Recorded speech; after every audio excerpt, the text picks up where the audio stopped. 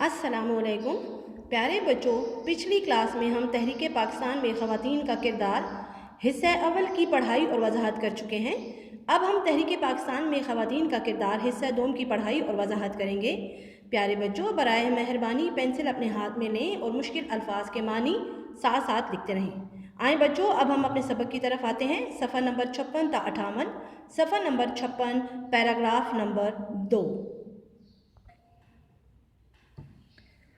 بیگم محمد علی پہلی خاتون تھیں جو مسلم لیگ کی مجلس عاملہ کی رکن بنی۔ مجلس عاملہ منتخب ارکان کی جماعت۔ وہ ایک پڑھی لکھی اور باپردہ خاتون تھیں۔ باپردہ، پردہ دار۔ انہوں نے مسلم لیگ کی تمام کانفرنسوں اور جلسوں میں حصہ لیا۔ وہ بہت اچھی مقررہ تھیں۔ مقررہ، تقریر کرنے والی۔ جب قرارداد پاکستان منظور ہوئی تو برصغیر پاک و ہند کی مسلم خواتین کی نمائندگی کر رہی تھیں۔ نمائندگی، ترجمانی۔ پیارے بچوں، پیراگراف کے اس حصے میں مصنف کہتے ہیں کہ بیگم محمد علی وہ پہلی خاتون تھی جن کا تعلق مسلم لیگ کی منتخب ارکان کی جماعت سے تھا۔ وہ ایک پڑھی لکھی اور پردہ دار خاتون تھیں۔ انہوں نے مسلم لیگ کی تمام کانفرنسوں اور تمام جلسوں میں حصہ لیا اور وہ ایک بہت اچھی تقریر کرنے والی تھی۔ اور جب قرارداد پاکستان یعنی جب پاکستان بننے کی قرارداد منظور ہوئی تو برصغیر پاک و ہند یعنی ہندوستان کی مسلم خواتین کی وہ ترجمانی کر رہی تھیں۔ بیگم محمد علی کے علاوہ دیگر خواتین نے مسلم لیگ کے لیے ملک کے مختلف حصوں میں اہم خدمات انجام دی۔ خدمت کی جمع۔ پنجاب میں بیگم مراتب علی نے خواتین کی ایک کمیٹی یعنی جماعت تشکیل بنانا۔ سینکڑوں خواتین اس کمیٹی کی رکن بنی۔ فاطمہ بیگم اس کمیٹی کی جنرل سیکرٹری اعلیٰ عہدیدار۔ وہ ایک بہادر اور پڑھی لکھی خاتون تھیں۔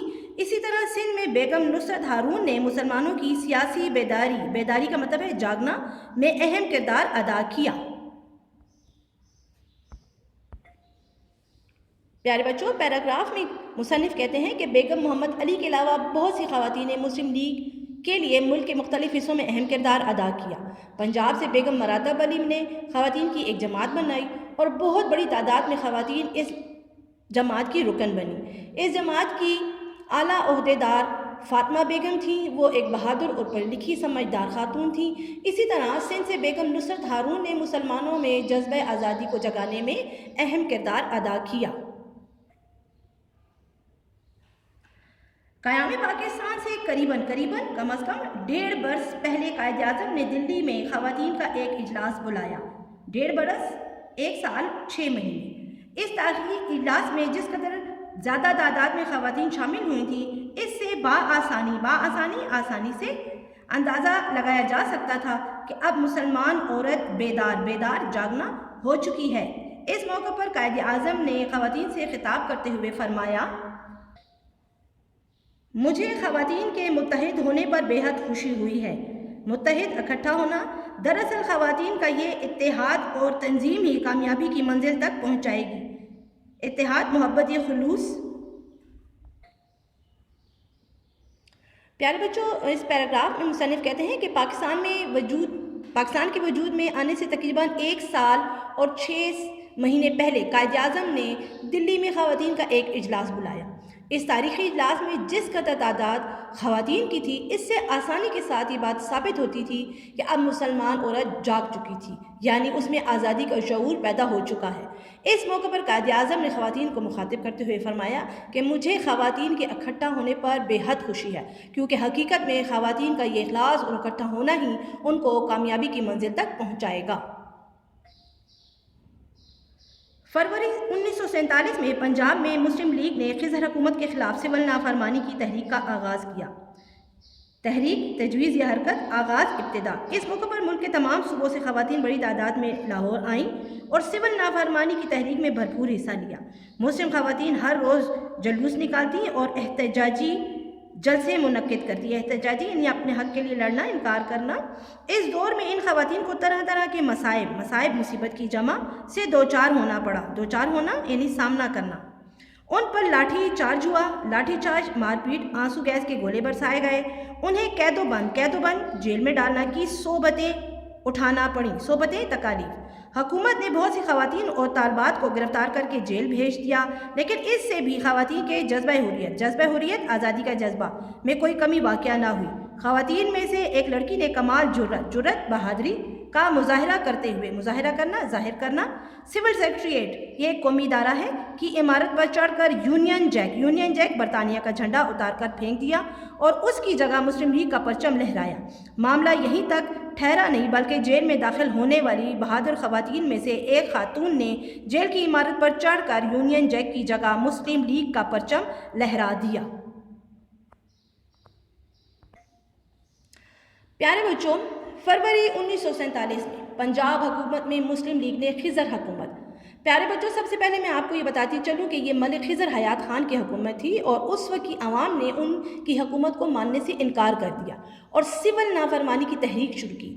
سول نافرمانی کیا ہے؟ جس میں عوام یہ سمجھتے ہیں کہ حکومت ظالم ہے اور ان پر مسلط کر دی گئی ہے تو وہ بغاوت کرتی ہے اور کسی بھی قسم کا ٹیکس، بجلی، پانی، گیس وغیرہ کے بل نہیں دیتی، جس کی وجہ سے حکومت پر دباؤ بڑھ جاتا ہے اور وہ استعفیٰ دینے پر مجبور ہو جاتی ہے۔ اور تاریخ میں کئی مرتبہ ایسا ہو چکا ہے۔ ایسی ایک حکومت یعنی خضر حکومت کے خلاف مسلم لیگ نے حصہ لیا اور ملک بھر کی تمام خواتین اس میں شامل ہونے کے لیے لاہور آئیں اور جلسے اور احتجاجی جلسے کرتی رہیں۔ ان حالات کی وجہ سے انہیں بہت سی تکالیف کا سامنا بھی کرنا پڑا۔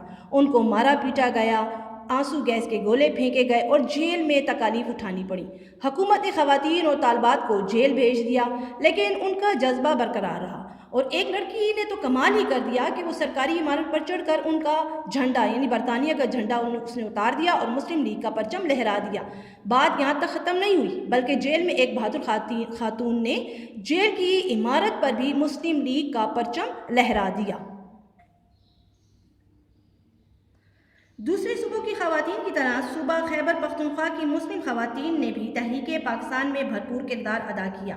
بیگم قاضی امیر احمد خان نے پشاور میں زنانہ مسلم لیگ کا دفتر قائم کیا۔ زنانہ یعنی خواتین بیگم کمال الدین، بیگم زری سرفراز، بیگم شری وہاب، بیگم ممتاز جمال، بیگم نذیر طلعہ محمد اور بیگم سردار حیدر جعفری نے صوبے کی خواتین کو منظم اکٹھا انہیں تحریک آزادی کے مقاصد سے روشناس کیا۔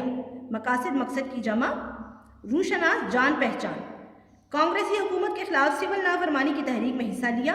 بیگم نذیر طلعہ محمد اور بیگم سردار حیدر جعفری نے سول سیکریٹریٹ پشاور سے یونین جیک اتار کر سبز ہلالی پرچم لہرایا۔ سول سیکریٹریٹ قومی ادارہ لارڈ ماؤنٹ بیٹن کی پشاور آمد پر 50,000 برقع پوش خواتین نے جلوس نکال کر مسلم لیگ اور پاکستان کے حق میں نعرے لگائے۔ پیارے بچوں، دوسرے صوبوں کی خواتین کی طرح صوبہ خیبر پختونخوا کی مسلم خواتین نے بھی اس تحریک میں حصہ لیا۔ زنانہ مسلم لیگ کا دفتر یعنی خواتین کا مسلم لیگ کا دفتر جو کہ پشاور میں قائم تھا، اس کی سرپرستی بیگم قاضی امیر احمد خان نے کی۔ اسی طرح بیگم کمال الدین، بیگم زری سرفراز، بیگم شری وہاب، بیگم ممتاز جمال، بیگم نذیر طلعہ محمد اور بیگم سردار حیدر جعفری نے صوبے کی تمام خواتین کو اکٹھا کیا اور انہیں تحریک آزادی کی اہمیت کے بارے میں بتایا۔ اسی طرح کانگریسی حکومت یعنی ہندوؤں کی حکومت کے خلاف سول نافرمانی کی تحریک میں حصہ لیا۔ بیگم نذیر طلعہ محمد اور بیگم سردار حیدر جعفری نے پشاور کی سرکاری عمارت یعنی سول سیکریٹریٹ کی عمارت سے ان کا جھنڈا اتار کر سبز ہلالی پرچم لہرایا۔ لارڈ ماؤنٹ بیٹن، پیارے بچوں، یہ وہ شخص ہے جس نے پاکستان اور ہندوستان کی تقسیم کا حکم نامہ جاری کیا تھا جو کہ بالکل غیر منصفانہ تھا۔ ان کی آمد پر 50,000 برقع پوش خواتین نے جلوس نکال کر مسلم لیگ اور پاکستان کے حق میں نعرے لگائے۔ خواتین کی اس جدوجہد کی بدولت قیام پاکستان سے چند ماہ قبل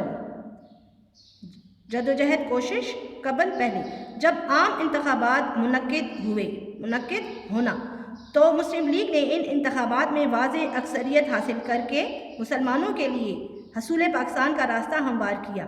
اکثریت زیادتی، حصول حاصل کی جمع، ہموار برابر۔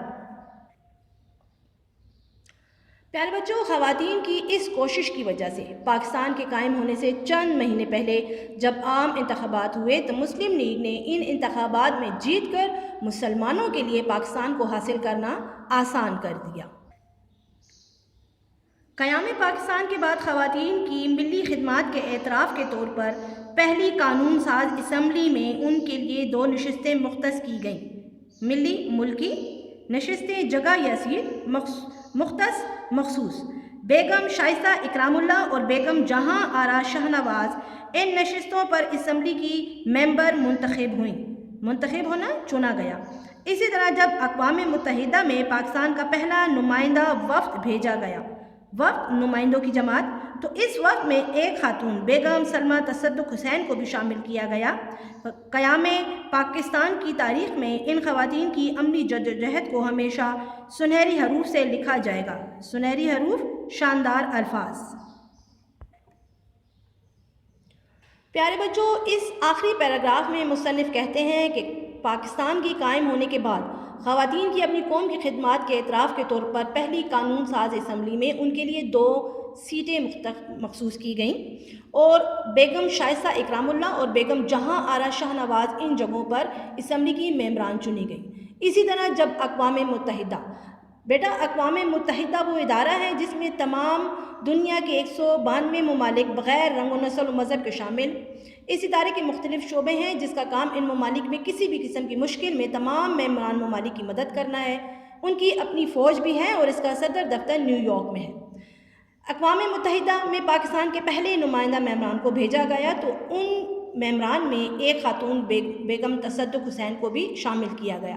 پاکستان کی تاریخ میں ان خواتین کی کوششوں کو ہمیشہ یاد رکھا جائے گا، اور جب جب خواتین کی بات ہوئی تو ان تمام خواتین کا نام سنہری حروف سے، شاندار حروف سے صف اول میں ہوگا۔